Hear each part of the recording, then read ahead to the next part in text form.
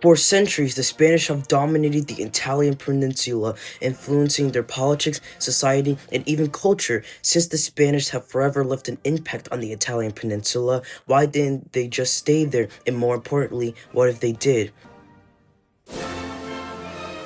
Well, first, we need some context. Back in 1882, some Sicilians rose up against the French Angevin dynasty in Sicily due to the ruling king Charles of Anjou's very unpopular policies. Aragon decided to intervene and annex the island, overthrowing Charles I and incorporating Sicily into Aragon. This kick-started hundreds of years of Aragonese and later Spanish rule in Italy, impacting society in Italy.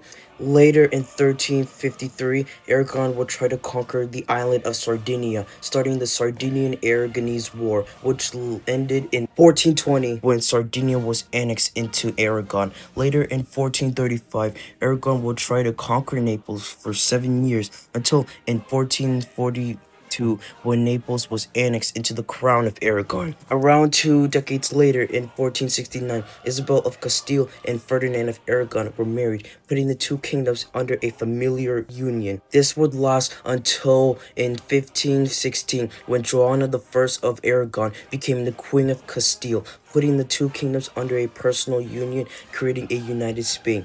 Combined with Castile's holdings in the Americas and Aragon's holdings in Italy, this union created the most powerful state in Europe and even the world at that time due to the large holdings Spain had. This would cause other nations to get involved in the Americas and Italy in order to outcompete Spain.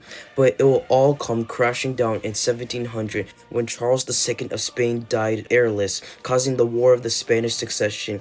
Later in 1711, the French-sponsored Philip, Duke of Anjou, became King of Spain, but had to cede its Italian territories to Austria and Sardinia. But what if that changed? What if, in an alternate timeline, that Spain remained in Italy? Well, that's the question we're going to answer today in this alternate history. Well, in order to do that, we need France to have a stronger victory in the War of the Spanish Succession by winning key battles like the Battle of Blehem, Battle of Ramillies, and the Battle of Malplaquet or something. This will result in a more decisive French victory in the War of the Spanish Succession, which would cause Spain to keep some of its less important Italian territories like Naples and Sardinia. Thus, Spain would remain in Italy. Later, as the decades progress, we would see a much more powerful and influential Spanish Empire in Europe, which will maintain its great power status in the short term at least. But in 1789, the biggest event will change early modern European history forever: the French Revolutionary / Napoleonic Wars, which brought a wave of nationalism and liberalism in Europe. This is important for later. Spain would still get destroyed in the Napoleonic Wars, but would be to keep some of its Italian territories like Sardinia, Naples, and Sicily for themselves. We are starting to head to the time where Napoleon's wave of liberalism and nationalism starts to affect the rest of the continent, like France in the July Revolution and Italy in the Italian Wars of Independence. This is where I like to propose a split in the alternate timeline. The first and more likely scenario is where Spain goes against Italian unification and sides with Austria in the Italian Wars of Independence. Like Austria, they would eventually be kicked out of Italy, but at a slower rate due to the Sardinian-sponsored revolution all over the peninsula. France would be more likely to side with Sardinia in these wars due to the sheer power Spain and Austria could hold if they stayed in Italy, causing centuries of Spanish rule in Italy to end. Next, the second and more unrealistic scenario is where Spain unifies Italy. This is the scenario I'm going to go with for the rest of the video.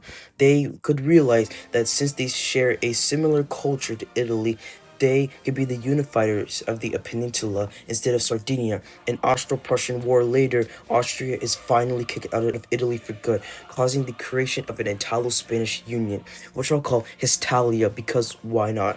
This will freak the European powers, so in order for this to be acceptable, this would be a confederation between Spain and Italy, so Histalia doesn't break the balance of power in Europe. We move on to 1885, where the scramble of Africa still takes place. Since Italy and Spain are united under Histalia, we could see both of their colonial ambitions being combined into one, with them gaining Libya, Western Sahara, Somalia, Eritrea, and maybe even old Ethiopia, but I'll leave that up for interpretation. This would make Histalia even more powerful than it already is, worrying European powers even more.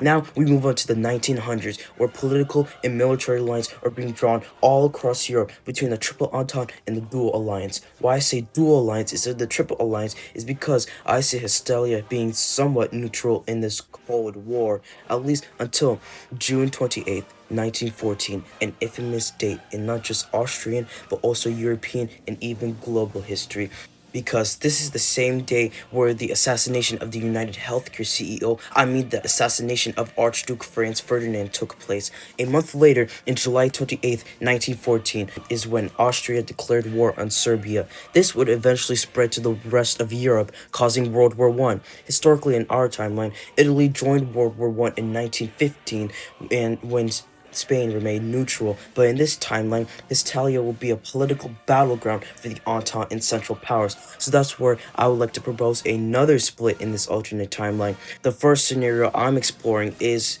where Histalia joins the Entente. If they were to join the Entente, they will gain Dalmatia, German Cameroon, Istria, and an expansion of Libya and Somalia, and a sphere of influence in Anatolia. They will do slightly better than Italy did in our timeline, which will increase their chances of gaining their promised lands. I can't predict anything else in this alternate timeline because we already explored 600 to 700 years of Italo-Spanish history. But going back to 1914, what if Histalia joined the Central Powers instead? If they did, they would gain Savoy, Tunisia, Corsica, Morocco, Portugal, and the Portuguese colonial empire. This would divert French troops to the Iberian and Italian peninsulas in order to stop Histalia from advancing into French lands. Ironically, though, this would make the Germans get closer and closer to Paris, further dividing France's attention. Due to the advancing Central Powers into French territory, the French will be forced to surrender. Combined with the surrender of France and the collapse of Russia, Britain will also be forced to sue for peace, resulting in a Central Powers victory. And an alternate Treaty of Versailles would be ratified, with Histalia gaining Savoy, Tunisia, Corsica, Morocco, Portugal, and the Portuguese colonial empire. Germany will push its border with France west, and Belgium will be a German puppet. Livonia, Poland, and western Ukraine would gain independence under German protection. I also can't predict anything else in this alternate timeline because we already covered 600 to 700 years of Italo-Spanish history also. These timelines I cooked up right here has resulted in a powerful Mediterranean power. I hope you enjoyed my second alternate history video, and make sure to subscribe if you want to see more of these. I will be making these videos in the near future, and this is awesome history, and adios amigos.